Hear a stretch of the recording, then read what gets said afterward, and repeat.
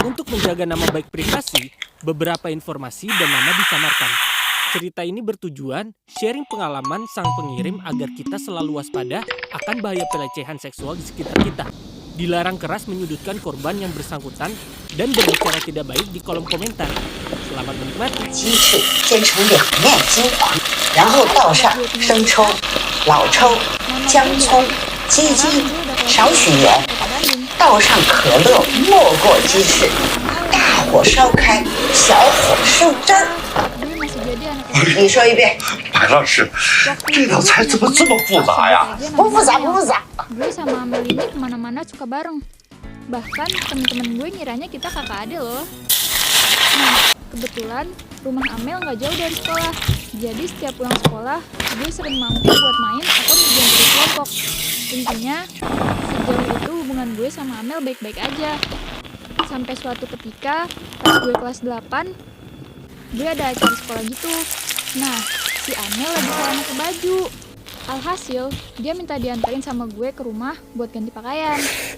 Terus, pas di rumahnya kebetulan ada papanya. Selama ini, pas gue main ke sana jarang banget sih ketemu papanya. Jadi, mungkin bisa dibilang pertama kalinya gue ketemu sama papanya Amel. Amel ke kamarnya buat ganti baju, sedangkan gue ngobrol sama papanya Amel. Ya, ngobrol basa-basi biasa lah. Ya kali ngobrolin rumus Pitagoras. Oh iya, mungkin papanya Amel kenal gue karena si Amel sering ceritain tentang gue ke papanya.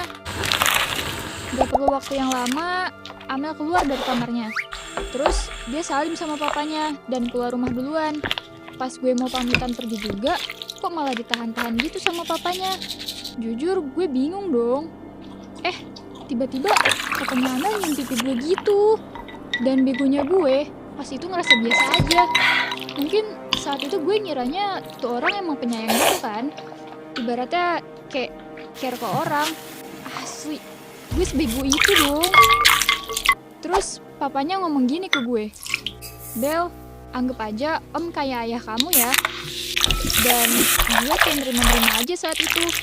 Secara gue anak yatim, gak punya sosok ayah.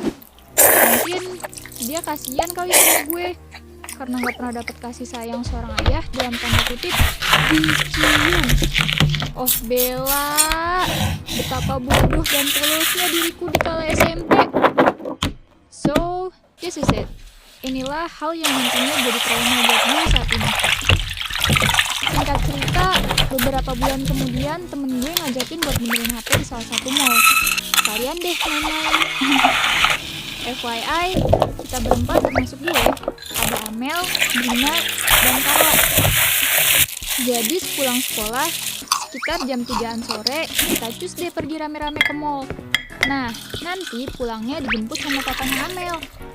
Setelah semua urusan beres, jam 7 malam papanya Amel datang buat ngejemput kita. Berhubung kita berempat, sedangkan papa Amel cuma bawa motor, mau nggak mau ya papanya bolak-balik ngejemput kita. Nah, biar nggak begitu ribet, kita diantar dua-dua. Kalau sama papanya Amel, ya bertiga dalam satu motor. Yang pertama diantar itu si Brina dan si Carla. Sedangkan gue sama Amel terakhir. Soalnya gue sama Amel itu sebenarnya satu komplek. Bedanya kalau dari arah mall ini, rumah gue lebih dulu dilewatin sebelum rumah Amel.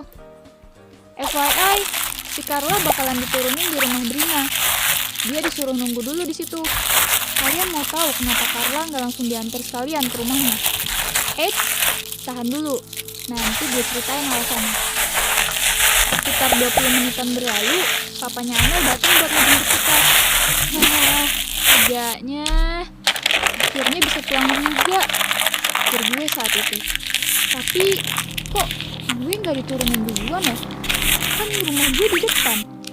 Posisi rumah gue dari arah mall lebih dulu. Tapi kenapa malah bablas? Apakah papa Amel lupa? Gak mungkin. Anehnya, papa Amel malah nurunin Amel duluan ke rumahnya. Dan ada hal yang mengadi-ngadi di sini. Lo tahu si Carla yang disuruh nunggu di rumah Brina tadi kan? Setelah nurunin Amel, bukannya papanya nganterin gue balik dulu. Dia malah bawa gue ke rumah si Brina. Pas di jalan sih dia speak-nya gini, Bel, kita ke rumah Brina dulu ya. Kasian Carla belum diantar pulang biar sekalian sama kamu juga pulangnya. Oh, oke. Sumpah, gue kesel. Kenapa tuh orang bikin ribet sih? Gawatnya, sepanjang jalan, tangan Papa Amel mulai menggerayangi paha gue. Fix jijik. Mau melawan, tapi gak bisa. Mau negur, tapi takut. Gak berselang lama, udahlah gue di rumah Brina. Gue jemput Carla pulang. Jadi, kita bertiga boncengan buat anterin si Carla. Was-wis-wus, sampailah di rumah Carla. Gak tahu kenapa, pas dia misalin sama papanya Amel, muka Carla kayak udah pucet gitu. Feeling gue makin gak enak nih. Pas di jalan mau pulang, Papa Amel mendadak ngelanin laju motornya. Terus dia ngomong gini ke gue, Bel, gak apa-apa kan kalau Om sayang sama kamu? Astagfirullah, merinding banget dengernya. Terus dengan bodohnya dia malah jawab, gak apa-apa. Woi, ini mulut ngapa dah? Bisa-bisanya gue sebego itu. Abis itu dia nawarin gue buat beli makanan, tapi gue tolak dong. Jujur, feeling gue makin gak enak sama nih orang. Kebetulan dari daerah komplek Carla ke komplek gue, kan kayak ada jalan pintasnya gitu. Pokoknya ngelewatin jembatan gitu deh. Dan daerahnya emang sepi, anyep gitu. Terus si papanya Amel nawarin gue buat lewat sana, dengan alasan biar cepet dan deket. Oke, gue iya-iyain aja deh. Pikiran gue cuma satu, pengen buru-buru balik rumah, titik.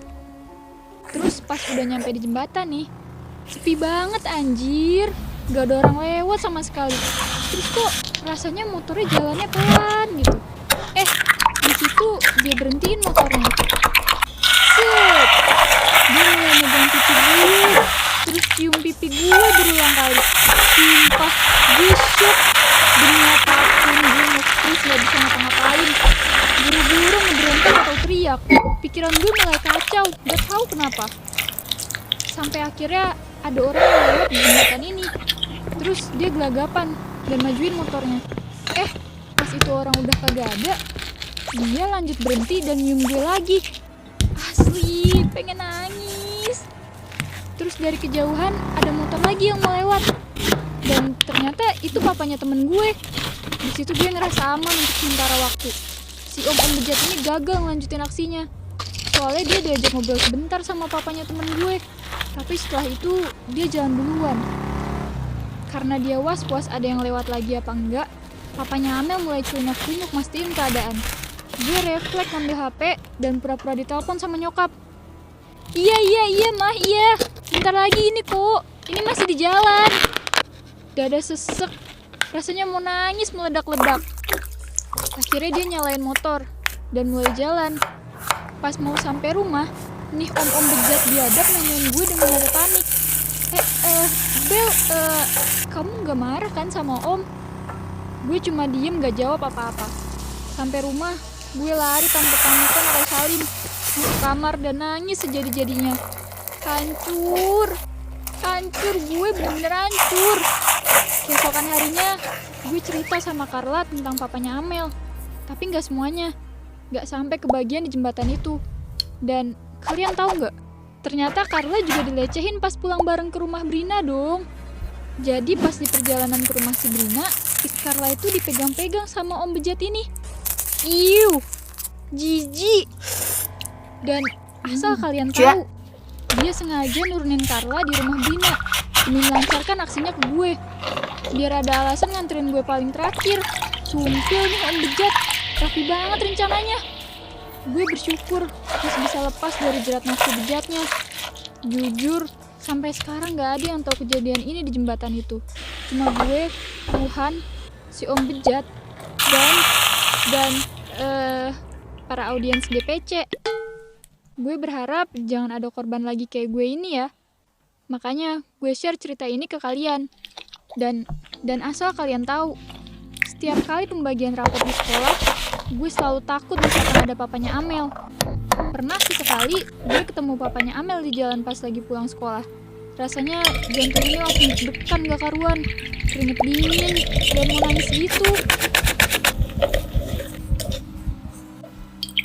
Banyak di sekitar kita terjadi pelecehan seksual, entah berupa verbal yang sering dianggap enteng, hingga yang barbar nggak ada otak kayak papanya Amel. Gue di sini berdiri untuk menyuarakan kebenaran. Seringkali di sekitar kita si korbanlah yang menjadi bulan-bulanan orang. Pria atau wanita, semuanya bisa jadi korban. Bahkan lo sekalipun. Hal ini dapat mengakibatkan trauma berkepanjangan, hingga susah mempercayai orang lain. Pesen gue, kalau lu merasa terancam, sebisa mungkin lu lawan rasa takut lu itu. Tapi kalau lu lagi di posisi tidak memungkinkan dan berbahaya, tunggu waktu yang tepat. Jangan lupa laporkan dan bercerita kepada orang yang tepat. Jangan beri ruang untuk pelaku pelecehan. Satu kata berjuta suara. Lawan! Terima kasih teman-teman setiap menonton GPC. Support dari kalian sangat berarti loh. Gak ada salahnya buat kalian buat berkontribusi dengan klik link di bawah ini. So, jangan lupa subscribe Gue Punya Cerita. Dah!